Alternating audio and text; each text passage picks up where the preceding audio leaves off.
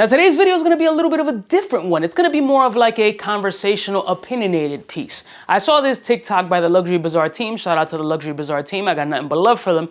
That they posted, and it was a conversation between Roman and Adrian about the whole Dave Portnoy watch release that's causing this huge stir on social media, Reddit, all over the place, regarding his watches being overly priced, and are they really worth it? So today, let's have a little bit of a conversation. Maybe I'll throw in my 5 cents of opinion and maybe start a discussion within the comment section of your thoughts. Let's roll my motherfucking music so we can check out what things are really worth it to you.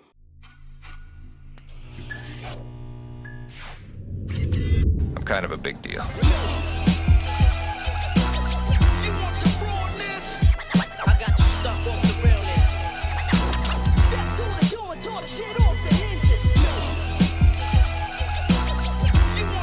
Listen, morning, my beautiful peoples. You know who it is. This is your boy, C to the U to the B to the A. So right now we're gonna watch the video that I saw on TikTok, and I want you guys to let it marinate for a second and really put your thought process behind it. And then I'm gonna share my 5 cent worth on certain factors, because they both make pretty good points. People think I'm that desperate for fucking money? Buddy, I got 100 million in the bank.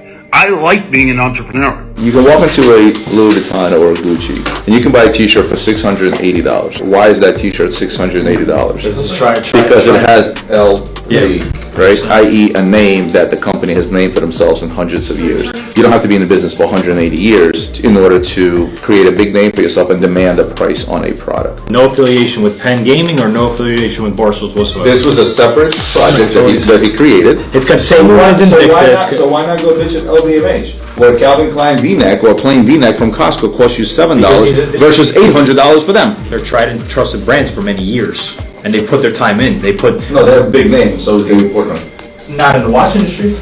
He's a sports media conglomerate. Like, he's not. This is a full set sweatshirt for $150 from the Nell Boys. Is it worth $150? Things are worth whatever the consumer's willing to pay for. Thank you. We'll see how they're knocking them down. They're telling me the watch costs them $40 to make. I know it did. Nobody's listen. We're not going to sit here and say that. I respect this entrepreneurship. I really hope he does well because I'm a big fan of his. I think we need to actually see the watch in person. You want to buy one?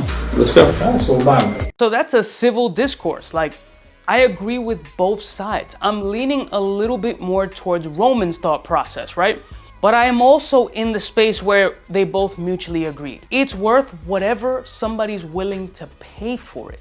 So we all know that brand names are associated with a particular premium. If a brand has a particular history of cultivating these particular items or whatever their niche product is, and they commanded this kind of price point consistently, and you purchase that product, is it really relevant what it costs to make? Like, can we really bring up that discussion? We can, but how would it make any difference? So I see both actions. Like Roman indicated, he's like, yo, you can go buy a Costco t-shirt for $7 that's comparable quality to a Gucci or a LV t-shirt. There's a ton of people that argue that every single day. Why am I paying $700 for a t-shirt just because it has 2 letters on it or because it has a monogram of an established brand that's known for luxury? We can dispute that all day.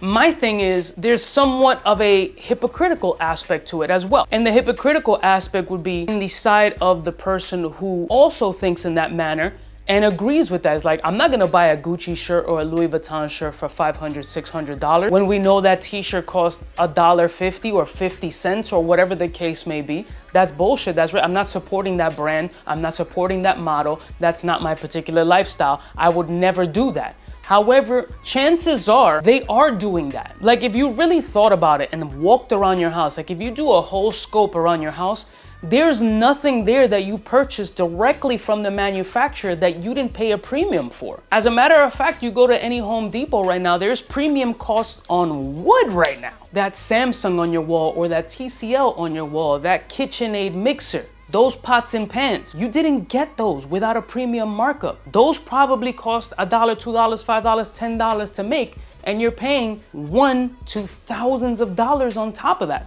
But nobody complains about that. They want to complain about the ultra brands. I understand that perspective too. And it could be the reason why, because it's kind of easier to nowadays with social media and access to everything on the internet to see different price points, materials, place of origin, how it's manufactured and made. But it's kind of hypocritical. Like, why can't you just buy what you want and what they can afford? I think a lot of people just want to keep up with the Joneses, and that's a little bit of a discrepancy also within internally. That's other things that you have to see within yourself. And if you feel that those particular high brand items or those luxury items fill a void or make you feel some type of way, go for it. Do it. It's your fucking money. You work super hard for it. I'm very Switzerland on the matter, but I feel that it does bring upon a lot of hypocrisy. There's not one thing in your home unless you completely built it from scratch and manufactured every portion of it that you haven't paid a premium on and a markup on. I think something like a t-shirt is an easier one to pick on, or a watch is easier to pick on because there's easily accessible ways to find these mechanisms. Now, is Dave Portnoy's watch really worth, I think it's $2,400 or $2,600?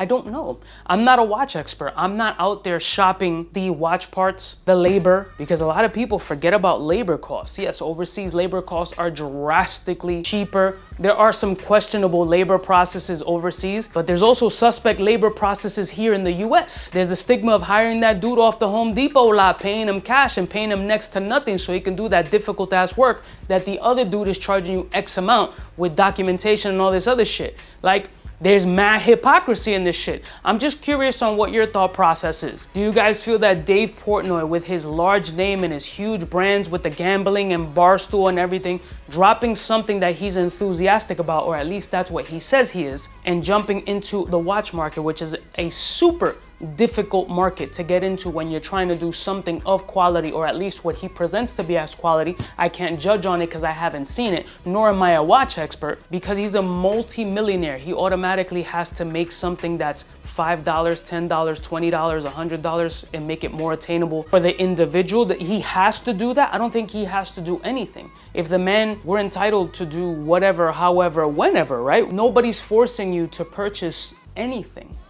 If you feel pressured by social media, by the name, by the brand to purchase a particular item, is that the brand's fault? Is that something that you have to look internal and really question how easily influenced you may potentially be? What do you guys think? I'm just curious on your thought process. I think Dave Portnoy is entitled to do whatever he wants and charge whatever he wants. Just like you're entitled to absolutely not support Dave Portnoy, not purchase his watch if that's not within your budget or not your style preference, or you don't feel is worth it. I think it's quite simple to just not buy it. Shitting on a person or shitting on the brand or questioning or critiquing or whatever the fuck, if you're gonna do that to Dave Portnoy, that's fine, but I think then that goes all across the gamut. For Samsung, for iPhone, for Sony, for LG, for KitchenAid, for Rachel Ray, for Gordon Ramsay, for all these businesses that make premium profit, which is 99% of businesses, then everybody should get shit on. And if you feel that type of way, then you must be a person that lives off the grid and does not watch YouTube. That person is probably not watching this video.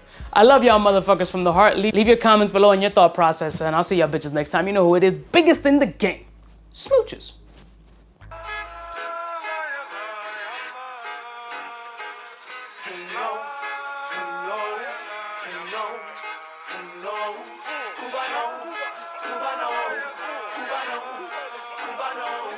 What's fresh? Who's best? Wanna know who's gonna pass the test? For the fly gun holder, money folder, motor roller, start tag when it's time to call back. For the rough, rugged, and raw way, this nigga Jay, it's a game, but he don't play. Hey, for all the chicks that got dead in the penthouse suite on top of my mom's crib. It's nonsense you never get in. It's nonsense that you would think that you would.